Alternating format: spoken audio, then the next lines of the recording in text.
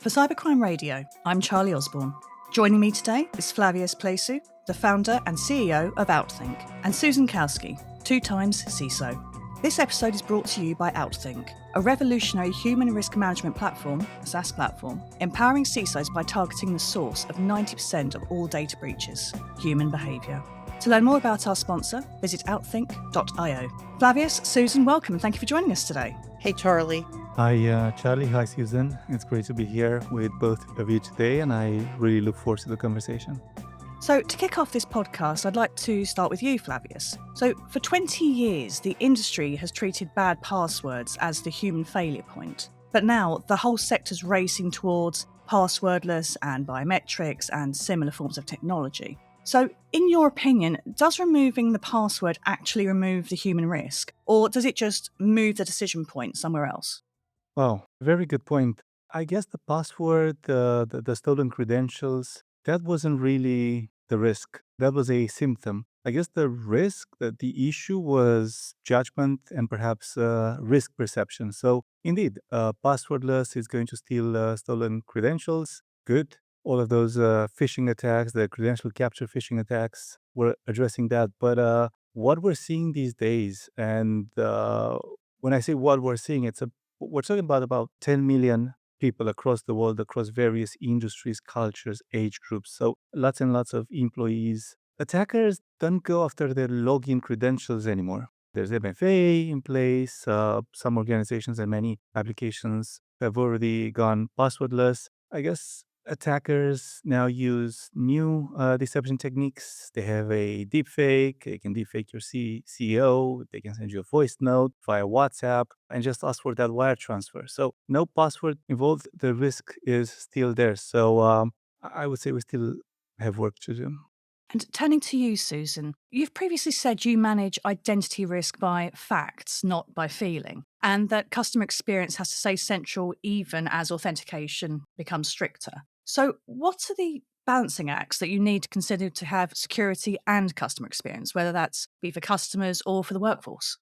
Well, management by facts means that you have to have dynamic security. So your policy has to look at real time signals that inform what that friction is and also tied to what is being accessed. So if it's a very public information, that's a different authentication or maybe no authentication versus the most sensitive data that your company may hold. And the balancing act there is really how do you have risk based adaptive authentication where the security measures dynamically scale up or scale down based on the context of the behavior of the device and the telemetry for the user. When we talk about customers as an example, that has to be aligned to the business goals. You have to have training for your front office and customer facing personnel when you make authentication changes. But you also have to balance that with the business because friction could actually create lost revenue or abandoned experiences. But then on the flip side, if customers don't see security, they may not feel secure. So, how do you make sure that you have the right transparency and the business buy in for the friction when it matters for the transaction level that may be occurring or for the action that may be occurring?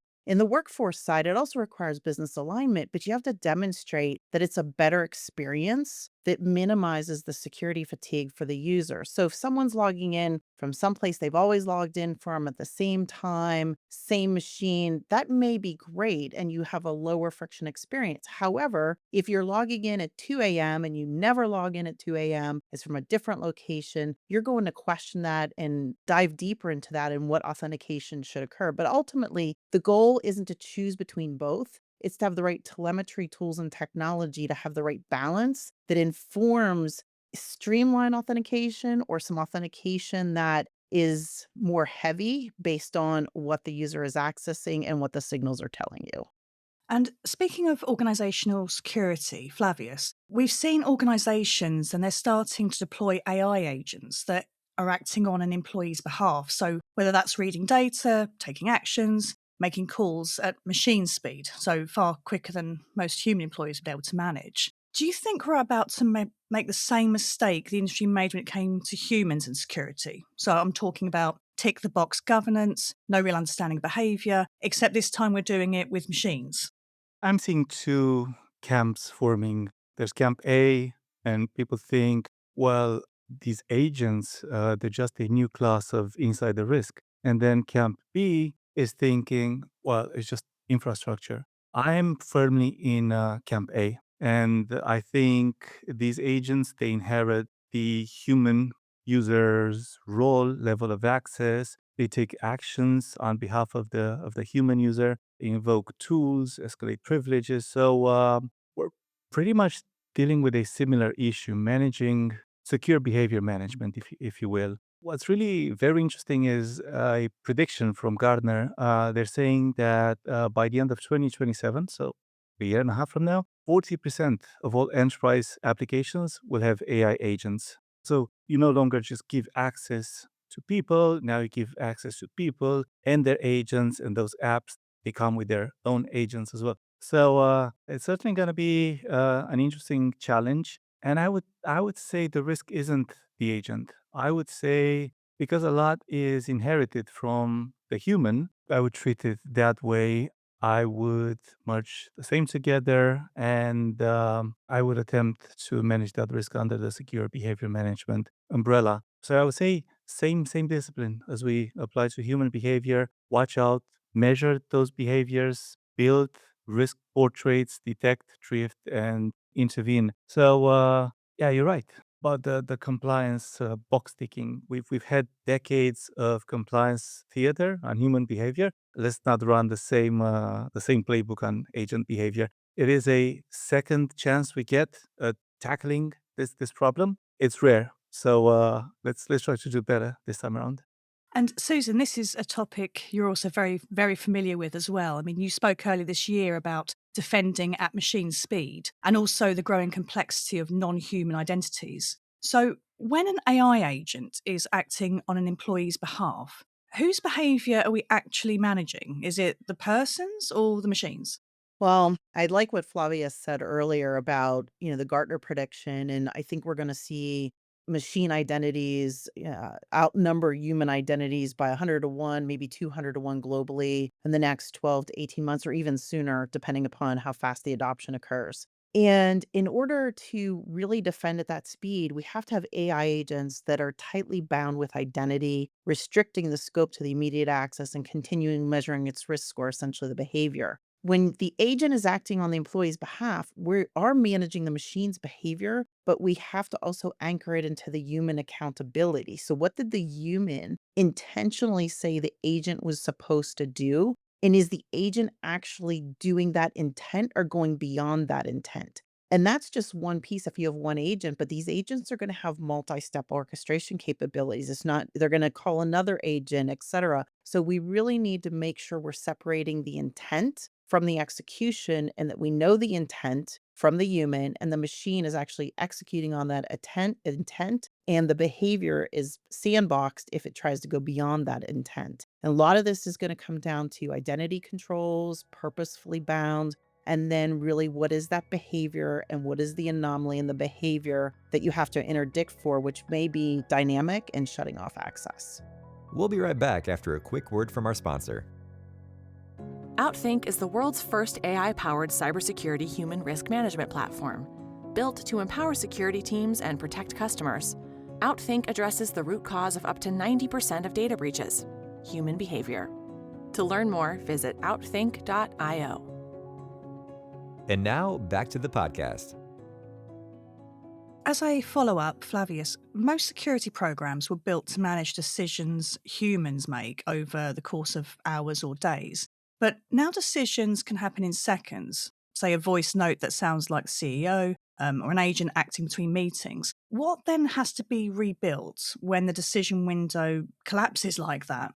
I wonder right now whether security awareness training ever worked. Of course, there's always been an element of making people a bit more aware, but did it actually ever significantly reduce risk? I don't know. I don't think so. So your question, Charlie, was what needs to be rebuilt because we're seeing the decision, the attack window collapsing to seconds now. I think that's certainly a compelling event, and I think it had to be rebuilt anyway. So, what has to change? I really like what you said, Susan, there. We have to detect, respond, shut down access in real time. So, I would say people do not, if we're talking about human behavior, and then I'll touch on agent behavior as well, I don't think anyone, they're in a meeting or in between meetings, they're being asked to take an action. It looks convincing. I don't think anyone recalls their training. I think people just fall back on their reflex muscle memory. So I would say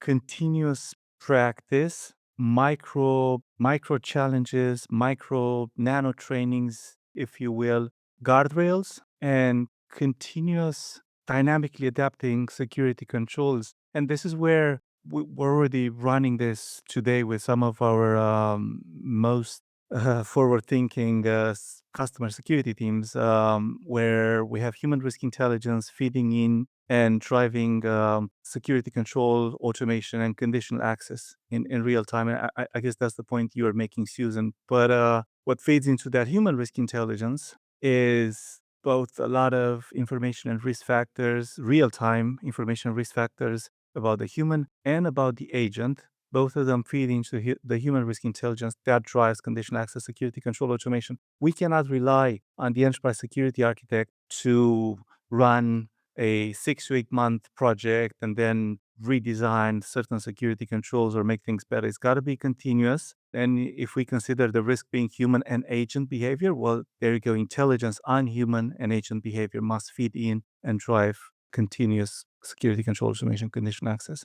I agree with what Flavius said. I think the human risk management's really important. And how do you have a signal that is scoring that human risk and has an identity and a behavioral score that can be input to either insider threat programs or input into really the access that you have? Because if you click on something, it's a risky behavior. But as Flavius pointed out earlier, you may get a deep fake from a CEO. You may not know it's a deep fake. So that also relies on being able to detect that, which it's not easy to do all of that. But if you can do that and really have the score, that score can help you drive different changes. And I also like what Flavius said too about in the moment training. So when something happens, you want to kind of immediately train the human, not wait for some kind of quarterly test. A deep, defensible, accurate human risk score. Also have the human risk context. And there's lots of factors that we track at this point. Someone's role, someone's level of access, workplace risk factors, things the person has no control over, email fatigue, frequent travel, the fact that they are connected and work frequently with certain colleagues that may or may be at higher risk, how attacked the person is, MFA fatigue attacks, phishing attacks. There's all of these factors that feed into that risk score. And there's the person's attitudes. And the wonderful thing is well, as a solution, and I'm sure many other solutions out there, we figure out how to automate gathering, aggregating all of these human risk signals, making sense of them. And that is the intelligence. In security, if we recall UEBA, it's still around. Uh, we have been really focused on events and perhaps security behaviors. For example, impossible travel. Same user logging in 2 minutes apart from New York and London. Impossible. But that was pretty much it. So if you picture this iceberg, what's above the surface, we can all look at, measure, discuss, respond to. And those are your behaviors and this sort of events, impossible travel. What's underneath the surface, really driving those behaviors and the behaviors we care about and we want to manage, is people's attitudes and those workplace risk factors. And so because we're now able to quantify and correlate both, security teams can be a bit more proactive, figure out what's happening, but also why, the likely solution, and then take action way before something happens. It's a completely different approach. So, as our listeners have learned today, passwords are disappearing, agents are multiplying, and you've both spent your careers trying to build trust in systems attackers are trying to break. So, as my final question for both of you, and perhaps Susan, if you would like to start us off, as identity itself becomes the battleground, we're talking human and machine, what makes you confident that trust, not just technology, is what holds the line? When you think about security, trust, we've built that for, as you indicated before, years, confidentiality, integrity, and availability in that triad. When we think about AI and identity, the first principles don't change. good asset management, identity, monitoring, and response, right? Those still apply. And AI is going to provide our humans the ability to do really higher valued work, but it's also going to be used by adversaries to, potentially attack firms at greater speed and accuracy. So what security teams, have to shift to is you're going to need security for AI, and then you're going to need to adopt AI within security to not only help your teams, but, be able to respond in the most expeditious manner. And really having the internal agents tightly scoped to equal or better trust than the humans. So perhaps this is a real opportunity to really scope that maybe even better than the human who did the work previously and still deliver the value that you're getting from AI and the explosion of identity and trust. When you think about the attacker side of this, and I talked about confidentiality, integrity, and availability, that's resiliency. It's paramount. So when an attacker may turn an attention to an environment, you have to make sure that your services are resilient to that, you can recover, and that you deliver those during and make it seamless to a potential, a customer, an existing customer, potential customer, so they can trust that your services are always available. So I still see that trust, but I think it's going to even be more important to dive further into the first principles with the continued efforts to leverage AI across the globe. And Flavius, any thoughts? I love the point you made, Susan. I think trust and getting in front of customers, I think that's going to be a real differentiators for organizations who choose to invest in that. I would like perhaps to cover a different kind of trust, the sort of trust that's already there between people working together. AI and perhaps attackers will be able to fake identity, but it won't stop people talking to and working and trusting each other. And so cyber attacks are really, really complex. And because of all of that complexity, there's multiple touch points. There's also multiple opportunities for someone's spider senses to tingle. And if we trust and enable our people to just report, hey, something feels off. I'm not sure about this. I'm seeing this. Now, I could go into psychological safety, but I won't. But if we make that really easy for people to tell us, I'm feeling something, I'm seeing something, I'm not sure quite what it is, but you may want to look into it. I think that's awesome. And when we're talking about large, complex organizations, you have tens, hundreds of thousands of people. Well, that could be a network of human sensors, thousands of them, closer to the risk, closer to threats materializing than your security team will ever get. So trust and enable your people to act as that human defense sensor network. Susan, Flavius, thank you very much for joining us today. Thank you, Charlie. Thank you, Flavius. Thank you both. I really enjoyed it. For Cybercrime Radio, I'm Charlie Osborne. This episode is brought to you by Outthink, a revolutionary human risk management platform, a SaaS service, empowering CISOs by targeting the source of 90% of all data breaches, human behaviour. To learn more about our sponsor, visit outthink.io. For more of our media, visit our website at cybersecurityventures.com.